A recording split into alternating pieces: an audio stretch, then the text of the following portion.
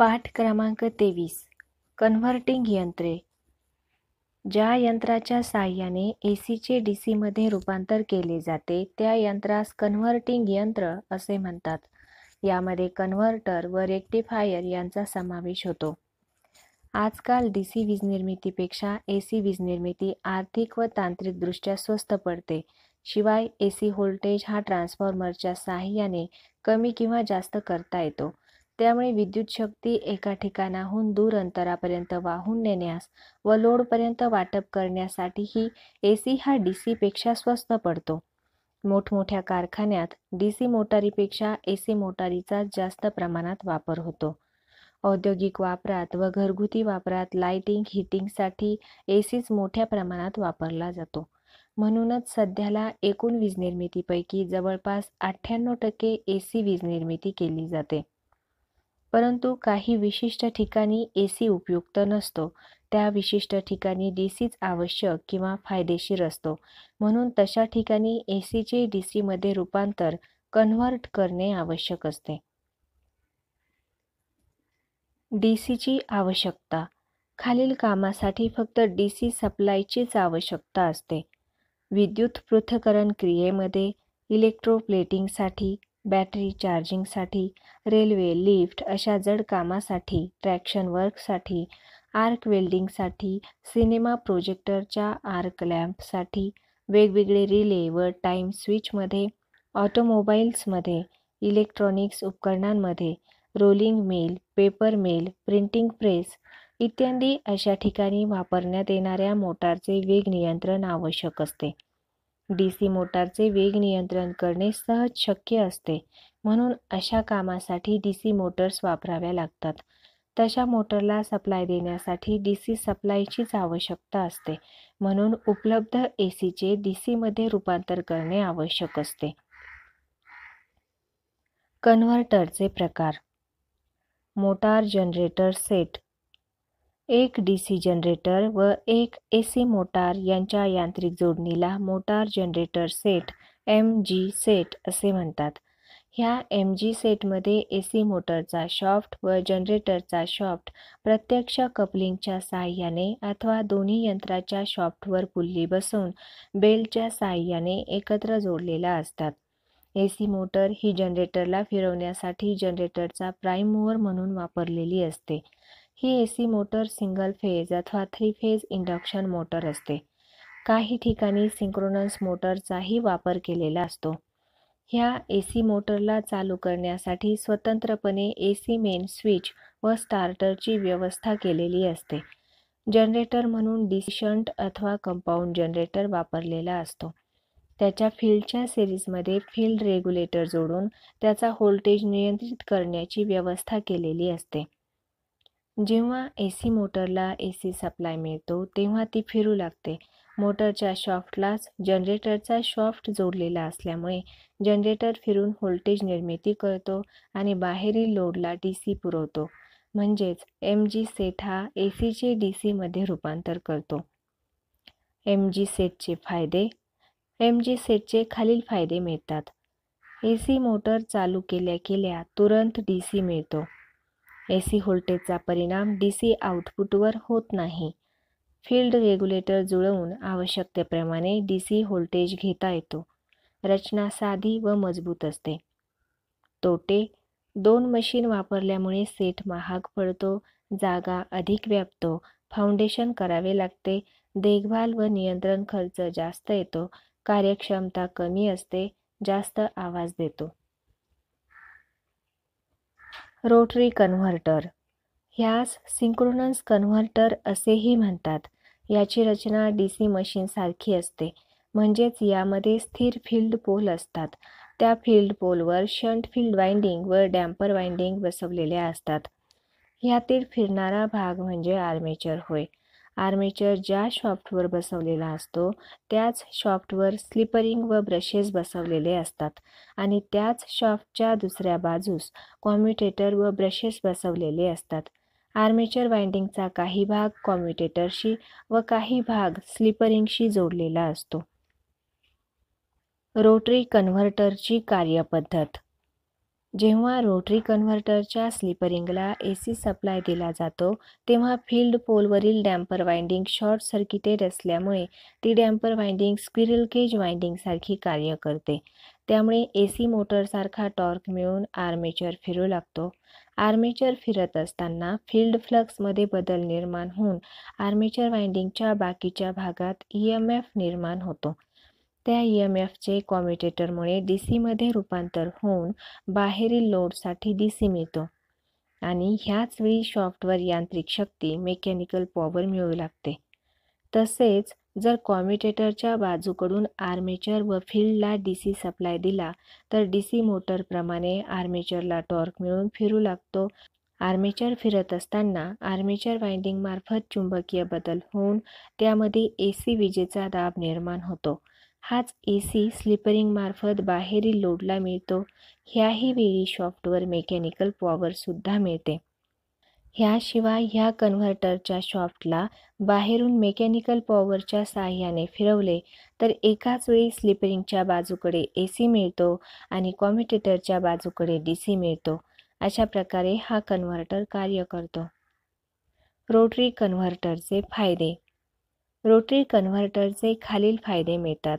ACचे DCमध्ये रूपांतर करता येते. DCचे ACमध्येही रूपांतर करता येते. DC किंवा AC मोटर म्हणूनही वापरता येतो. एकाच वेळी AC व DC मिळवता येतो. एकाच वेळी मोटर व जनरेटर म्हणून वापरता येतो. तोटे. महाग असतो. देखभालीचा खर्च येतो. कार्यक्षमता कमी असते. ओव्हरलोड क्षमता कमी असते. रेक्टिफायर. जो घटक ACचे DCमध्ये रूपांतर करतो त्यास रेक्टिफायर असे म्हणतात. रेक्टिफायरला पॉझिटिव्ह निगेटिव्ह असे 2 टर्मिनल असतात. त्याच्या पॉझिटिव्ह टोकाला सप्लायचे पॉझिटिव्ह टोक फॉरवर्ड बायस जोडल्यास रेक्टिफायरमधून करंट वाहतो, परंतु रेक्टिफायरच्या पॉझिटिव्ह टोकास सप्लायचे निगेटिव्ह टोक रिव्हर्स बायस जोडल्यास रेक्टिफायरमधून करंट वाहत नाही. म्हणजेच रेक्टिफायर हा एका दिशेने करंटला उच्च विरोध करून करंटला वाहू न देता इन्सुलेटरचे कार्य करतो. अशा गुणामुळेच रेक्टिफायरचा उपयोग ACचे DCमध्ये रूपांतर करण्यासाठी केला जातो. रेक्टिफायरला जेव्हा AC सप्लाय दिला जातो तेव्हा ACच्या फक्त पॉझिटिव्ह सायकलमधील करंटलाच वाहू देतो. निगेटिव्ह सायकल म्हणजे रिव्हर्स बायसिंग होते. रिव्हर्स बायसने करंट वाहून नेत नाही. रेक्टिफायरचे फायदे. रेक्टिफायरचे खालील फायदे मिळतात. कन्व्हर्टरसारखा ह्यामध्ये फिरणारा भाग नसल्यामुळे आवाज देत नाही. जागा कमी व्यापतो. आयर्न व कॉपर लॉसेस कमी प्रमाणात होतात. कार्यक्षमता चांगली असते. जास्त दिवस टिकणारा असतो. कन्व्हर्टरपेक्षा फार स्वस्त असतो. देखभाल करणे सोपे जाते. Half wave rectification. ACचे DCमध्ये रूपांतर करण्याची क्रिया म्हणजे रेक्टिफिकेशन होय.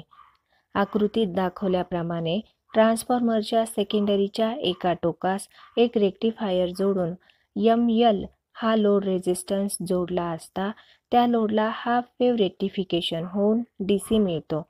कारण जेव्हा ट्रान्सफॉर्मरच्या प्रायमरीला AC सप्लाय दिला जातो तेव्हा सेकंडरीमधून AC करंट वाहतो. हा करंट नेहमीसाठी पॉझिटिव्ह व निगेटिव्ह असा सतत बदलणारा असतो. म्हणजे रेक्टिफायरच्या टर्मिनलला सुद्धा पॉझिटिव्ह निगेटिव्ह असा सतत बदलणारा सप्लाय मिळतो. त्यावेळेस रेक्टिफायरच्या पॉझिटिव्ह टोकास जेव्हा सप्लायची पॉझिटिव्ह सायकल मिळेल तेव्हाच रेक्टिफायरमधून करंट वाहतो. त्यामुळे बाहेरील लोडमधून नेहमीसाठी M कडून L कडे ह्या एकाच दिशेने करंट वाहतो. ACच्या निगेटिव्ह अर्ध्या सायकलमधील करंट वाहत नाही. म्हणजेच या रेक्टिफिकेशनमध्ये फक्त ACच्या अर्ध्या सायकलचेच रेक्टिफिकेशन होते. म्हणून अशा प्रकारच्या रेक्टिफिकेशनला हाफ वेव्ह रेक्टिफिकेशन असे म्हणतात. Full wave rectification. आकृतीत दाखवल्याप्रमाणे सेकंडरीला सेंटर टॅपिंग असलेला ट्रान्सफॉर्मर घेऊन त्यास 2 रेक्टिफायर जोडल्यास फुल वेव्ह रेक्टिफिकेशन होते. कारण AC सप्लायच्या सायकलमध्ये D1 व D2 ह्या 2 रेक्टिफायरपैकी कोणता तरी एक रेक्टिफायर करंट वाहून नेतो.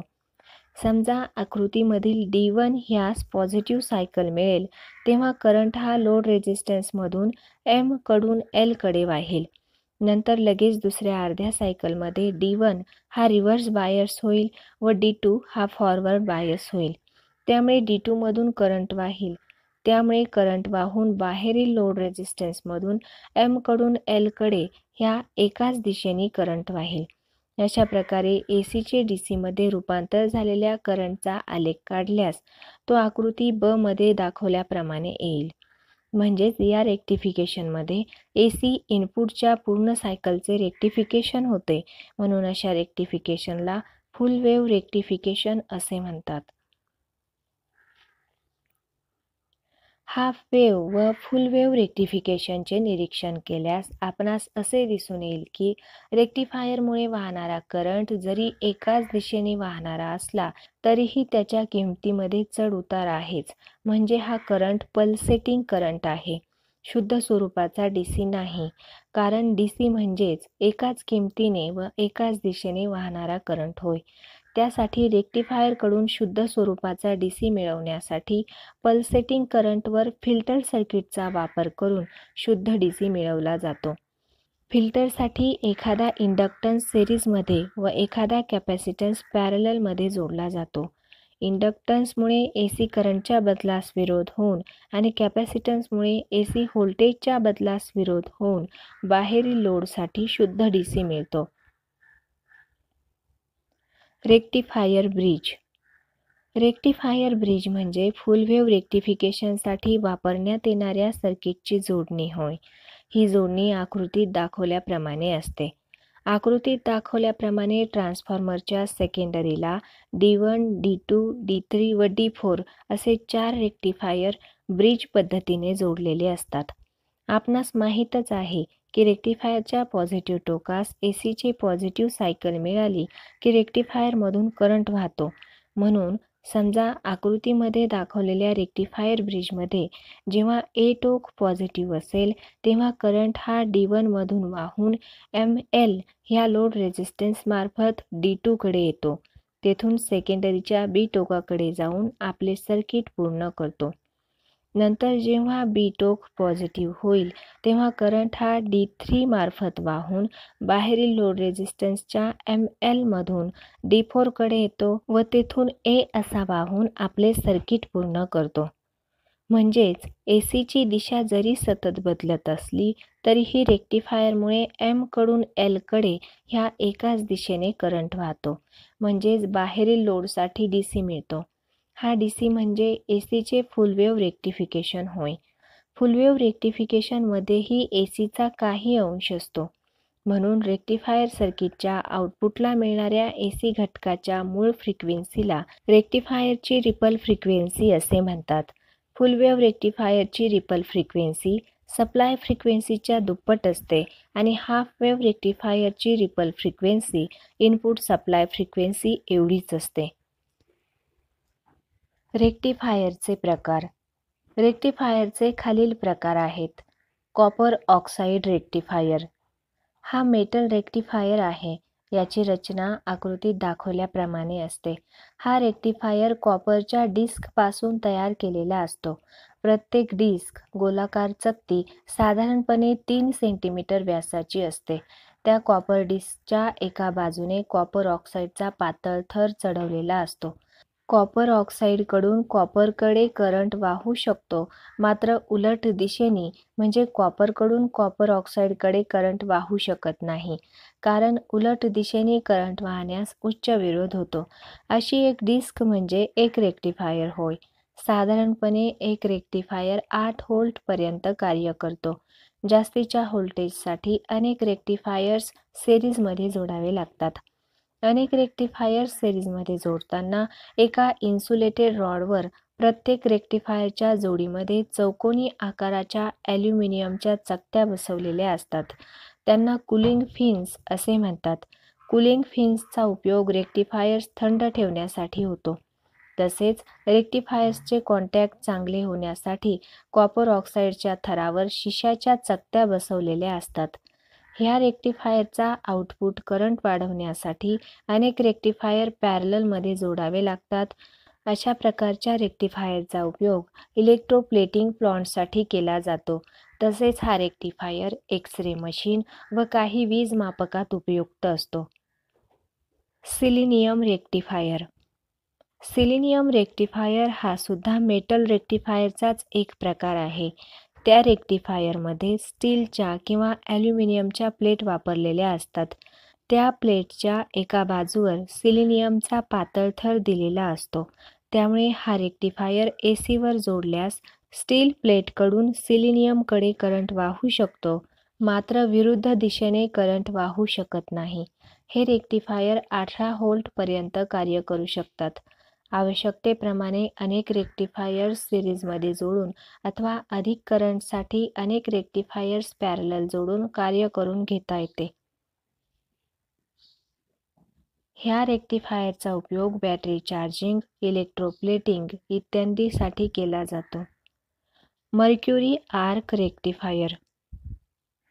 याची रचना आकृतीत दाखवल्याप्रमाणे असते.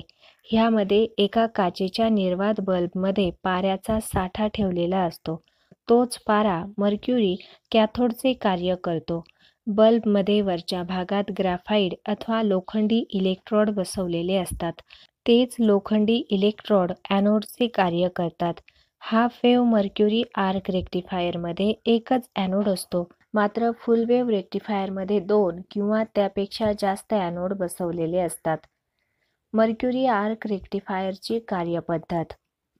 रेक्टिफायरच्या ॲनोडला व कॅथोडला ट्रान्सफॉर्मरमार्फत AC सप्लाय जोडून लोड रेझिस्टन्स जोडला असता आणि त्याचवेळी मर्क्युरी साठ्याच्या ठिकाणी काहीतरी क्रिया करून आर्क ज्योत निर्माण केल्यास मर्क्युरीचे तापमान वाढते. त्यामुळे पाऱ्याचे आयोनायझेशन वाफ होऊन इलेक्ट्रॉन्स मुक्त होतात. इलेक्ट्रॉन्स निगेटिव्ह चार्जधारी असल्यामुळे ते पॉझिटिव्ह चार्ज ॲनोडकडे आकर्षिले जातात. म्हणून कॅथोडकडून ॲनोडकडे इलेक्ट्रॉन्स जात असताना रस्त्यातील पाऱ्याच्या अणूंवर आदळतात. इलेक्ट्रॉन्सच्या या टक्करीमुळे आणखीन इलेक्ट्रॉन्स मुक्त होतात. मुक्त झालेले इलेक्ट्रॉन्स ॲनोडकडे आकर्षिले जाऊन इलेक्ट्रॉनिक करंट हा ॲनोडकडून लोड रेझिस्टन्स मार्फत कॅथोडला मिळतो. अशा प्रकारे एसीच्या अर्ध्या पॉझिटिव्ह सायकलमध्ये इलेक्ट्रॉनिक करंट वाहू लागतो. एसीच्या पुढील अर्ध्या सायकलमध्ये करंटची दिशा बदलते, म्हणजे ॲनोडला एसीची निगेटिव्ह अर्धी सायकल मिळते. त्यावेळी ॲनोडला निगेटिव्ह चार्ज रिव्हर्स बायस मिळेल. म्हणून कॅथोडकडून येत असलेले निगेटिव्हली चार्ज इलेक्ट्रॉन व ॲनोड प्लेटचा निगेटिव्ह चार्ज ह्यामध्ये समान चार्ज असल्यामुळे तेथे अपसरण होते आणि त्यामुळे इलेक्ट्रॉनिक करंट वाहू शकत नाही. यावरून ह्या रेक्टिफायरमध्येही एकाच दिशेने करंट वाहू शकतो, उलट दिशेने करंट वाहू शकत नाही. सिंगल फेज फुल वेव्ह मर्क्युरी आर्क रेक्टिफायर. ह्या रेक्टिफायरची रचना आकृतीत दाखवल्याप्रमाणे असते. म्हणजे यामध्ये काचेच्या बल्बमध्ये वरच्या बाजूस A1 व A2 असे 2 ॲनोड असतात. त्यास ट्रान्सफॉर्मरच्या सेकंडरी मार्फत सप्लाय द्यावयाचा असतो. काचेच्या बल्बमध्ये मर्क्युरीचा साठा ठेवलेला असतो. तोच मर्क्युरी कॅथोडचे कार्य करतो. ह्या कॅथोडच्या थोडेसे वर इग्निशियन ॲनोड बसवलेला असतो. इग्निशियन ॲनोडच्या खाली एक इलेक्ट्रोमॅग्नेट ठेवलेला असतो. त्याच्या सिरीजमध्ये एक स्विच जोडून इग्निशियन ॲनोड व इलेक्ट्रोमॅग्नेट यांना ट्रान्सफॉर्मरच्या सेकंडरीच्या साहाय्याने सप्लाय दिला जातो. Single phase full wave mercury arc रेक्टिफायरची कार्यपद्धत. ट्रान्सफॉर्मरच्या प्रायमरीला AC सप्लाय देऊन स्विच ऑन केला असता इलेक्ट्रोमॅग्नेटचे सर्किट पूर्ण होते. विद्युत चुंबकामुळे इग्निशियन ॲनोड खाली ओढला जातो आणि मर्क्युरी कॅथोडशी जोडला जातो. जेव्हा बटन सोडले जाते किंवा स्विच ऑफ केला जातो तेव्हा इग्निशियन ॲनोड व कॅथोडचा संबंध तोडला जातो. ॲनोड व कॅथोड हे दोघे भिन्न चार्जधारी असल्याने त्यांचा संबंध जोडते व तोडतेवेळी स्पार्किंग होते. त्या स्पार्किंगमुळे मर्क्युरीचे तापमान वाढून इलेक्ट्रॉन्स मुक्त होतात. हे इलेक्ट्रॉन्स ॲनोडकडे आकर्षिले जातात. दोन ॲनोडपैकी जो ॲनोड फॉरवर्ड बायसला आहे, म्हणजे ज्या ॲनोडला AC पॉझिटिव्ह सायकल मिळत असेल, त्या ॲनोडकडे इलेक्ट्रॉन्स आकर्षिले जातात आणि त्यामुळे इलेक्ट्रॉनिक करंट वाहून बाहेरील लोडला DC मिळतो. ACच्या पुढल्या अर्ध्या सायकलमध्ये दुसरा ॲनोड फॉरवर्ड बायसने जोडला जातो आणि त्यामुळे ACच्या पूर्ण सायकलचे पल्सेटिंग DCमध्ये रूपांतर होते. त्याचे शुद्ध DCमध्ये रूपांतर करण्यासाठी एखादा इंडक्टन्स रिॲक्टर पल्सेटिंग DCच्या सिरीजमध्ये जोडावा लागतो. 3 phase mercury arc rectifier. 3 phase mercury arc रेक्टिफायरमध्ये हाफ वेव्ह रेक्टिफायरसाठी 3 ॲनोड व 1 कॅथोड असतो आणि फुल वेव्ह रेक्टिफायरमध्ये 6 ॲनोड व 1 कॅथोड असतो. आकृतीत दाखवल्याप्रमाणे 3 फेज हाफ वेव्ह रेक्टिफायरमध्ये 3 फेज स्टार स्टार अथवा डेल्टा स्टार जोडणीच्या ट्रान्सफॉर्मरच्या सेकंडरीला रेक्टिफायरचे 3 ॲनोड प्रत्येकी फेजला जोडलेले असतात. 3 फेज पद्धतीत कोणत्याही क्षणी एक फेज पॉझिटिव्ह, दुसरा फेज निगेटिव्ह व तिसरा फेज न्यूट्रल असतो.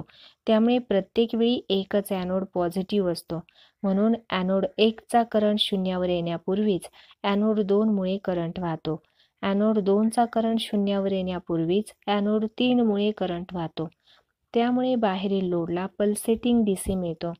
सिंगल फेजच्या मानाने 3 फेजमुळे मिळणाऱ्या DCमधील चढउतार बरेच कमी असतात, परंतु अशा प्रकारे मिळणारा DC हा हाफ वेव्ह असतो. आकृती ब मध्ये फुल वेव्ह रेक्टिफायर दाखवलेला आहे. ह्यामध्ये एकूण 6 ॲनोड असतात, म्हणून काही ठिकाणी ह्यास 6 फेज रेक्टिफायर असे म्हणतात, परंतु प्रत्यक्षात हा 3 फेज फुल वेव्ह रेक्टिफायर आहे. याच्या 6 ॲनोडला 3 फेज ट्रान्सफॉर्मरच्या सेकंडरीमार्फत सप्लाय द्यावयाचा असतो.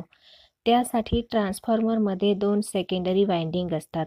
दोन्हीही सेकंडरी स्टारमध्ये जोडलेल्या असतात आणि दोन्हीचे स्टार पॉइंट एकत्र जोडलेले असतात. त्यांच्या स्टार पॉइंटपासून आउटपुट DCसाठी निगेटिव्ह व रेक्टिफायरच्या कॅथोडपासून पॉझिटिव्ह घेतलेले असते. रेक्टिफायरच्या 6 ॲनोडमुळे 6 प्रवाह लाटा निर्माण होतील, त्यामुळे बाहेरील लोडला फुल वेव्ह DC मिळेल. टंगर रेक्टिफायर. याची रचना आकृतीत दाखवल्याप्रमाणे असते, म्हणजे यामध्ये एका काचेच्या निर्वात बल्बमध्ये ऑर्गॉनसारखा उदासीन वायू भरलेला असतो. कॅथोडसाठी टंगस्टन फिलामेंटचा उपयोग केलेला असतो आणि ॲनोडसाठी आयर्न किंवा ग्राफाइट वापरलेले असते. टंगर रेक्टिफायरची कार्यपद्धत. टंगर रेक्टिफायरची कार्यपद्धत मर्क्युरी आर्क रेक्टिफायर सारखीच असते, फक्त इलेक्ट्रॉन्स मुक्त करण्याची पद्धत वेगळी असते. म्हणजे टंगर रेक्टिफायरच्या ॲनोडला व कॅथोडला ट्रान्सफॉर्मरच्या साहाय्याने AC सप्लाय दिला असता टंगस्टनचे फिलामेंट गरम होऊन कॅथोडपासून इलेक्ट्रॉन्स मुक्त होतात. ते इलेक्ट्रॉन्स ॲनोडकडे आकर्षिले जातात आणि इलेक्ट्रॉनिक करंट वाहू लागतो. त्यामुळे बाहेरील लोडला पल्सेटिंग DC मिळतो. जेव्हा ACची निगेटिव्ह सायकल ॲनोडला मिळेल, तेव्हा कॅथोडचे इलेक्ट्रॉन्स समान चार्जेसमुळे दूर ढकलले जातात. त्यामुळे इलेक्ट्रॉन्सचे वहन होत नाही. अर्थातच रिव्हर्स बायसमुळे करंट वाहत नाही. यावरून हा रेक्टिफायरसुद्धा फक्त एकाच दिशेने करंट वाहून नेतो, उलट दिशेने करंटला उच्च विरोध करतो. ह्या रेक्टिफायरचा उपयोग बॅटरी चार्जिंगसाठी केला जातो. Filter circuit. रेक्टिफायरकडून मिळणारा करंट हा शुद्ध स्वरूपाचा DC नसतो, कारण रेक्टिफायर हा ACच्या फक्त अर्ध्या सायकलमधून वाहणाऱ्या करंटला वाहू देत नाही. ACच्या अर्ध्या सायकलमधील विचार केल्यास आपणास असे दिसेल की करंट हा सतत आपली किंमत बदलणारा असतोच. रेक्टिफायरकडून मिळणारी अर्धी सायकल यामध्ये किमतीचा अजूनही चढउतार असतोच. म्हणून रेक्टिफायरकडून मिळणारा करंट हा पल्सेटिंग DC असतो. हा पल्सेटिंगपणा अर्थात चढ उतार कमी करून शुद्ध स्वरूपाचा DC मिळवण्यासाठी रेक्टिफाईड करंटला फिल्टर वापरावे लागते. फिल्टर वापरलेल्या सर्किटला फिल्टर सर्किट असे म्हणतात. फिल्टर सर्किट हे रेक्टिफायर व लोड यांच्यामध्ये जोडलेले असते. फिल्टर सर्किटसाठी कॅपॅसिटर, इंडक्टर किंवा दोन्हीचे एकत्रीकरण वापरलेले असते. इंडक्टर व कॅपॅसिटर यांच्या विद्युत गुणधर्मानुसार इंडक्टर हा एसीच्या बदलास विरोध करतो आणि डीसी वाहू देतो, तसेच कॅपॅसिटर हा चार्ज अवस्थेत असताना डीसीला वाहू देत नाही आणि एसीला वाहू देतो. याच गुणधर्माचा उपयोग करून रेक्टिफायरच्या पल्सेटिंग डीसीचे गाळण फिल्टरेशन करून आउटपुटला शुद्ध डीसी देतो. फिल्टर सर्किटसाठी कॅपॅसिटर फिल्टर, चोक इनपुट फिल्टर व पाय फिल्टर असे सर्किट वापरले जातात. Capacitor filter circuit. आकृतीत दाखवल्याप्रमाणे या सर्किटची जोडणी असते. या सर्किटमध्ये कॅपॅसिटर सी हा रेक्टिफायर आउटपुटच्या व लोडच्या पॅरलल जोडलेला असतो. त्यामुळे पल्सेटिंग डीसी व्होल्टेज कॅपॅसिटरला मिळतो.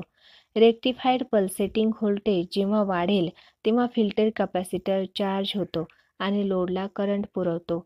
जेव्हा रेक्टिफाईड व्होल्टेज मॅक्सिममला जातो तेव्हा कॅपॅसिटर पूर्ण चार्ज होतो. रेक्टिफाईड व्होल्टेज हा जेव्हा मॅक्सिममहून कमी होत असतो तेव्हा कॅपॅसिटर डिस्चार्ज होत असतो. त्याचवेळी रेक्टिफाईड व्होल्टेज पुन्हा वाढू लागते आणि कॅपॅसिटर पुन्हा चार्ज होतो. ही क्रिया सतत चालू राहून आणि कॅपॅसिटरचा व्होल्टेज हा रेक्टिफाईड व्होल्टेजच्या चढ उताराला विरोध करून आउटपुटला मिळणाऱ्या व्होल्टेजमधील चढ उतार कमी करतो.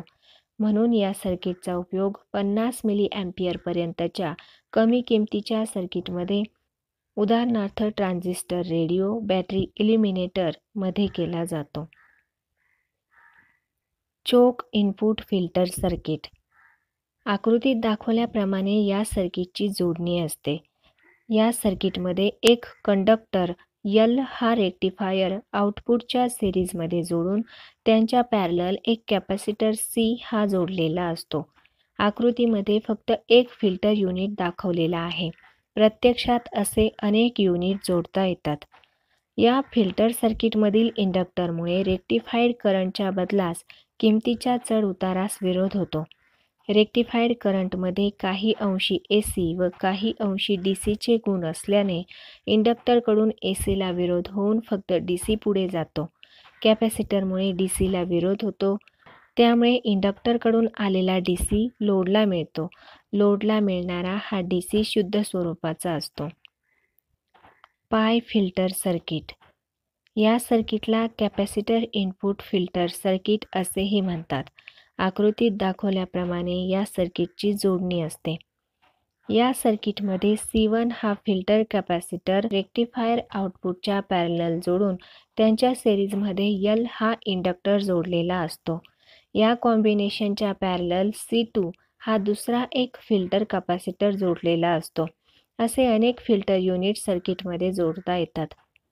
आकृतीमधील C1 हा पहिला फिल्टर कॅपॅसिटर हा पल्सेटिंग डीसीमधील ACला कमी विरोध करून पुढे L या इंडक्टरकडे पाठवतो आणि DCला जास्त विरोध करतो. L या इंडक्टरमुळे ACला विरोध करून शिल्लक राहिलेला DC पुढे पाठवतो. पुढे C2 या दुसऱ्या फिल्टर कॅपॅसिटरमुळे DCला विरोध होतो. त्यामुळे शुद्ध DC हा लोडसाठी मिळतो. अशा प्रकारे या फिल्टर सर्किटमुळे सर्वात शुद्ध स्वरूपाचा DC आउटपुटला मिळतो.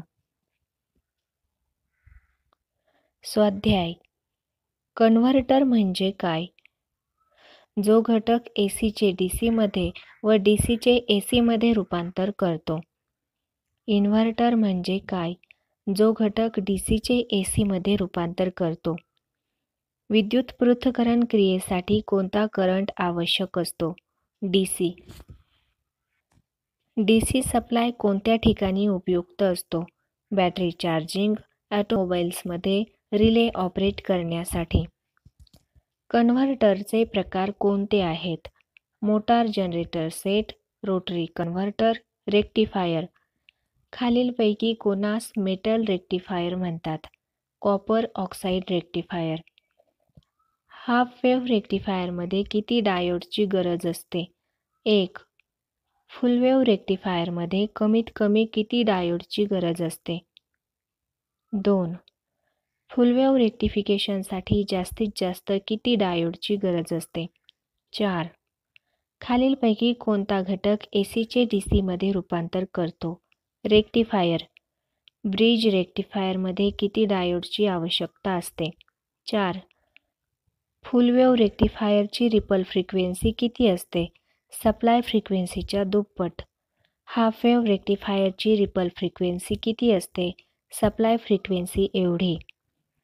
फुल वेव्ह रेक्टिफायरची रिपल फॅक्टर किती असते? 0.48.